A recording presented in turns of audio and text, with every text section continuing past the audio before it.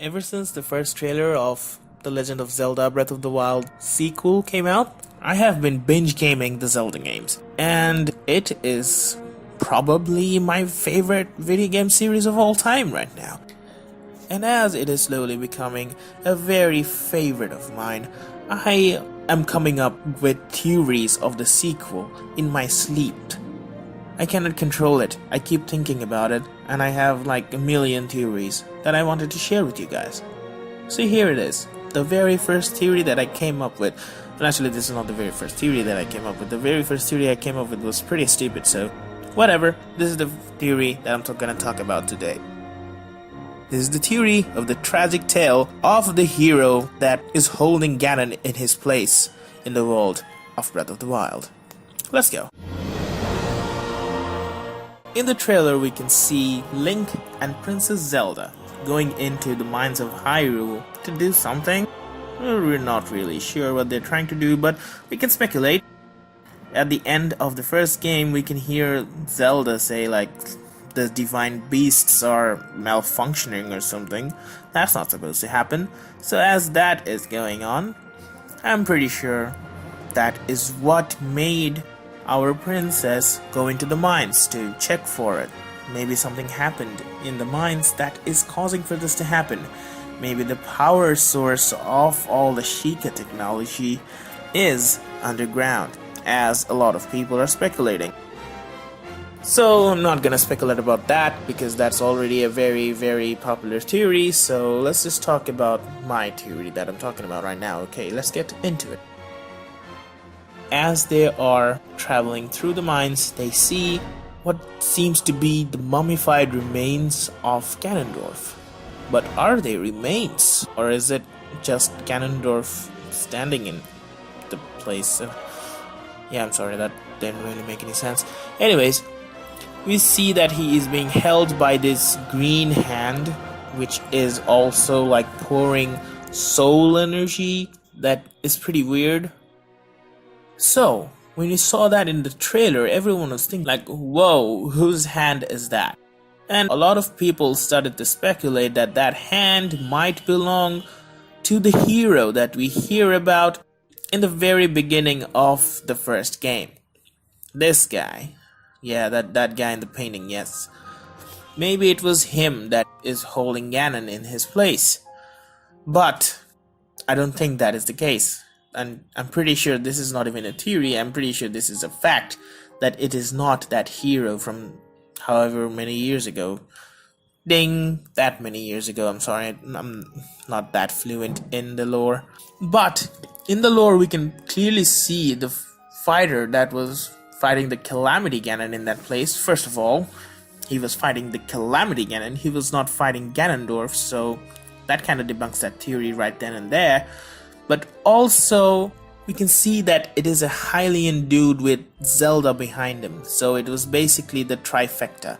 Ganon, Link, and Zelda. We can just assume that that was a descendant of Link. But the hand that is holding Ganondorf in place is clearly not a Hylian hand. It is of some different origin for sure. You can see in this flashback that the hand is huge. It's almost as big as Ganondorf's hand. Now Hylian's hands don't get that big. They are pretty normal sized and they are human shaped.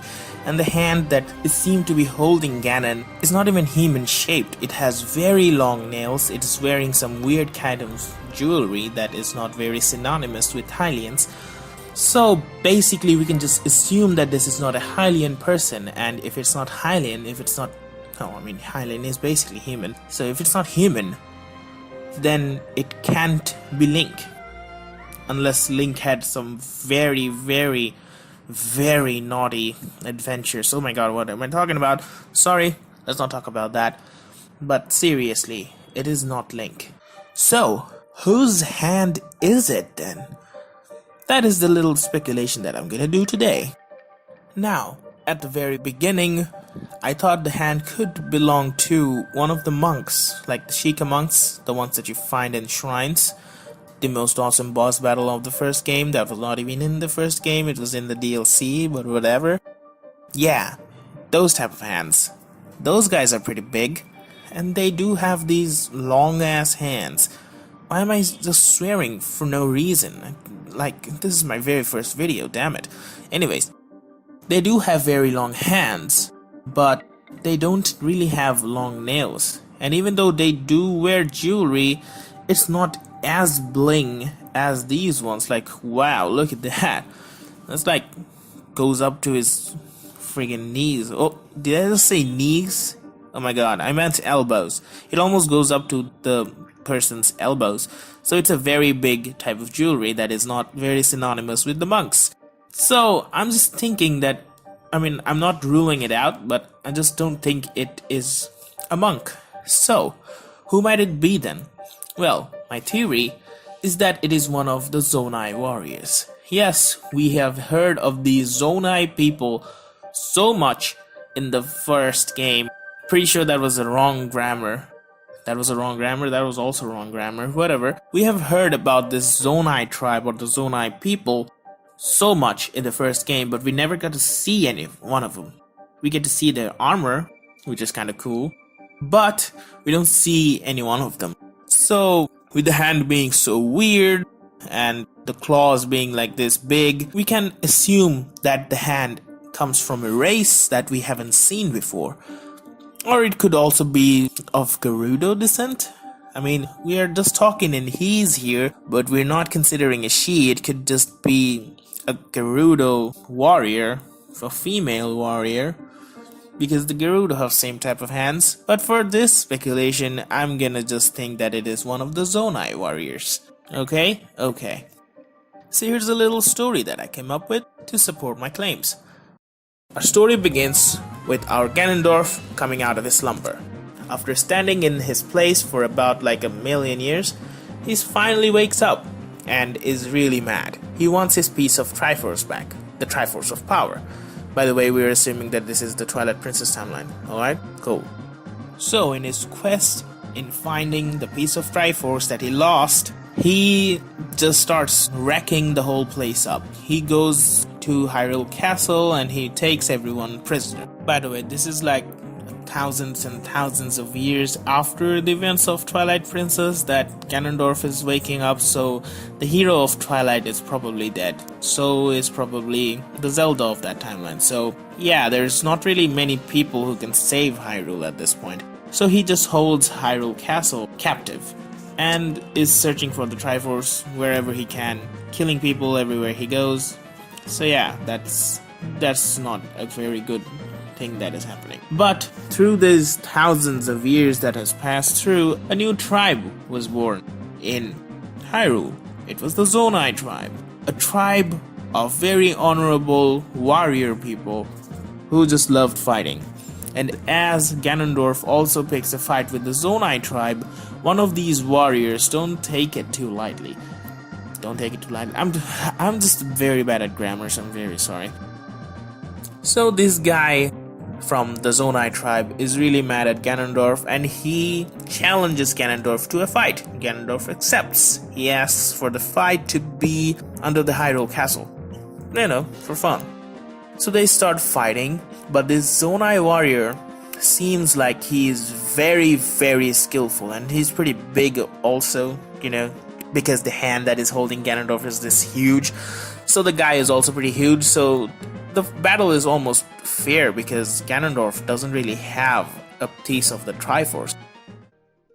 So, as they are fighting, the Zonai warrior gains the upper hand. He stabs Ganon in his little wound place, you know, this white glowing place. Yeah, he stabs the shit out of it. And he thinks that he's won. He starts celebrating, but as we all know, Ganondorf can only be defeated by the sword that seals the darkness. You know, the Master Sword. But the Zonai warrior cannot really wield it because he's not a descendant of Link. And as he is not a descendant of Link, he was doomed to start. So yeah, as expected, our main man Ganon is not really defeated, he's just angry. So, what does he do? He starts pouring malice out of his wound.